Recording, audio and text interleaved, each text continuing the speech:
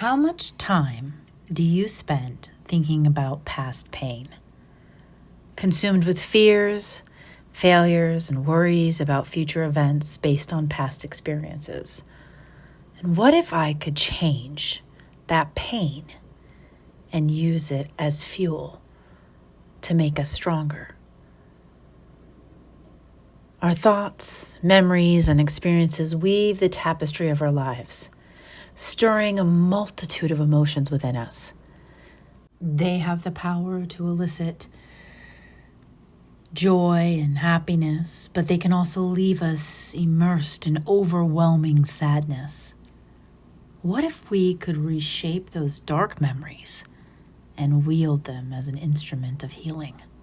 Instead of dwelling on pain, we can glean wisdom from our experiences and discover a newfound purpose. Like a collection of trusted tools. Some memories, faithful, serve us while others lie dormant, waiting for an opportunity to be of use. They bring us elation and laughter and fulfillment and tranquility.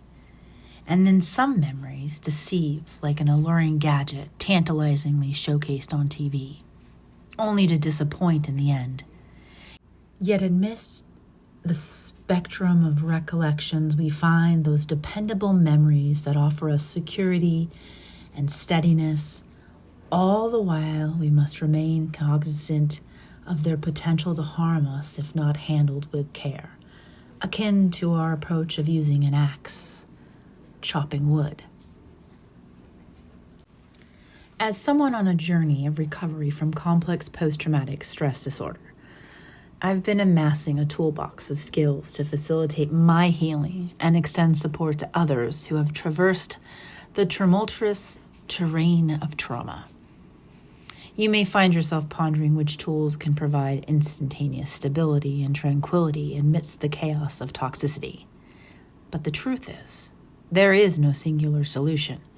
It's an ongoing process of discovery, unearthing the unique tools that offer support, clarity, and safety, and when we find ourselves most in need of them. These tools become our allies in combating flashbacks, silencing negative thoughts, inner dialogue, and alleviating the crippling grip of anxiety. The tool that I want to talk most about is reframing, because it's the most important facet of this transformative expedition. And by finding a glimmer of goodness or a blessing within the depths of a profoundly painful experience, we can liberate ourselves from the clutches of anguish. Those who inflicted harm upon us will no longer hold sway over our happiness, over our lives, over our emotions anymore. For example, I found myself a couple years ago, recently divorced, had been living in Los Angeles for almost 3 decades. I was on a medical leave of absence from work, recently diagnosed with complex post-traumatic stress disorder, was getting evicted from my apartment, and I had to make the decision to move home again and move into my parents' basement. It sounds depressing, just saying it to you. But here's the twist. You could think of the depressing part, or you can choose to see it as something different. So I chose to see it as a quest for support, because that was the one thing that I couldn't find those 3 decades. I couldn't find emotional support. So I used it as a chance to find solace and recover from repeated setbacks that I had been facing. So as I went back to my parents' basement with my trusty cats by my side, for the first time in years, I was able to reconnect with my loved ones and have cherished moments with my parents and even my dear grandmother. It was an opportunity to rebuild my life, stronger than it was before, with way less stress. And as I heal, I'm not only surviving, but I'm truly learning how to thrive and look for moments of joy while I'm doing it. It was way less devastating of an outlook and way more optimistic. So we have to choose to reframe our thoughts, and we have to choose to want to be hopeful, and we have to choose to not allow the people and experiences of our past to rob us of any more moments of our lives. That's the only thing that we have control over. They have done whatever they have done to us, but they will not take any more moments of our life ever again. That's what you have to decide to eliminate. So I'm curious if that's something that you could do too. I'm curious if you're a more optimistic person or a pessimistic person. I kind of find myself to be more optimistic, but when life got really heavy there, it was really hard not to be pessimistic. So let me know. Leave it in the comment box below. I'd be curious to find out. The second came to me when I was going through a lot of paranoia and fear. I had a lot of death threats. I had a lot of people lying to me and not telling me the truth. And I was trying to find clarity. A lot of people not showing up for me that I thought I had placed my trust in, frankly. And I was hurt. I didn't trust myself, my own judgment, and I didn't trust them anymore.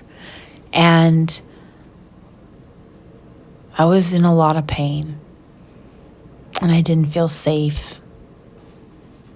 And so I needed to find a way that when I was going through those extreme moments of fear and anxiety and paranoia, a way to calm myself down, to stop the mental loops that I was feeling or experiencing, and bring myself back to a more grounded place. And I needed something more than just deep breathing. And because I was in a full panic attacks, right?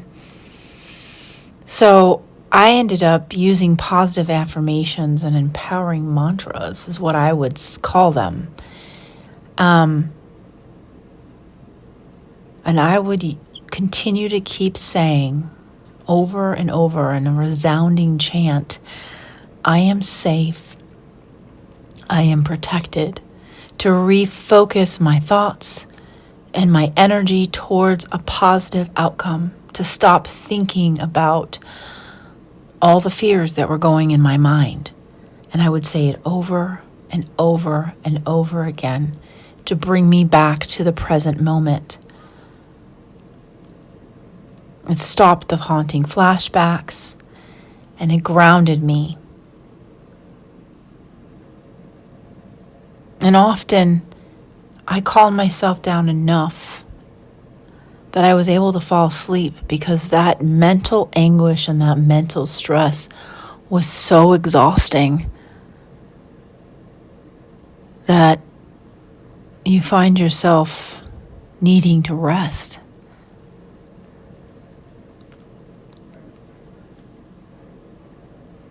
The third tool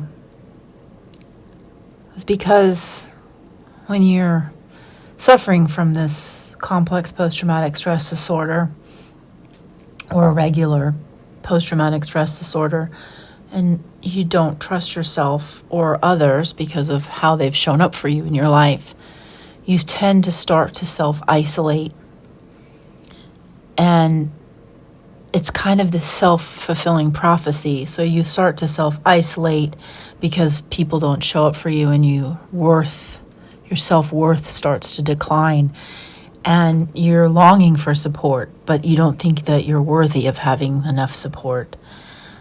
And it's paramount at this point to probably seek assistance, but you don't really realize that you're needing assistance until you get diagnosed with it. So it's this self-fulfilling cycle that just keeps happening over and over again. And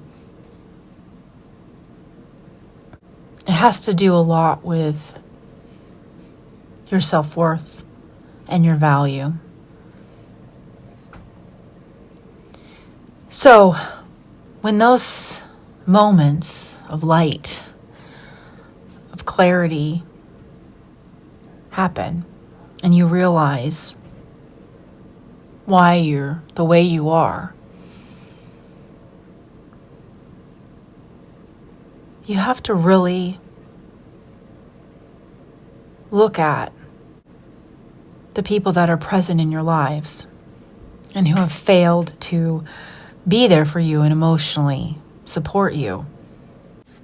Or those that could help find people that are capable of helping you if they're not equipped to do it on their own. And it's time to reevaluate those relationships, because we deserve to be treated with the same care and reverence that we have extended to others. And the discovery of supportive individuals and nurturing environments, cherished pets, and fulfilling activities can make a world of difference with somebody suffering from trauma, post-traumatic stress disorder, or complex post-traumatic stress disorder, not to mention just a regular person that's healthy. They need that in their life. And I had to search for support under every crack and crevice in my life. I had to look for it in ways and places that were so unexpected, in songs, in the birds that came to my house to say hello when I fed them, to the people that wished me hello online, and good morning, to a smiling face that passed me on my walking path. I looked for support in every possible corner of my life because I longed for it for so long and I needed it in my life. And eventually, I realized that the one thing that was always there and I had been always talking to was God, a higher power, source energy, whatever you want to call him. He had always been there. And I use him a lot when I feel like I'm all alone. So I encourage you, if you're alone, that you call on him as well, or however you believe, because he is there for you. But you could also even look at it as your higher self being there for you, your best friend. It's kind of a little bit of a mind twist, but it works too. And if you're in this dark place that feels very unsupported and you're seeking emotional support, please do not hesitate to reach out on social media or check out those hotline links that I have posted in the description box below. And remember that we are stronger when we stand together as a humanity. I'm sending you so much abundance and love.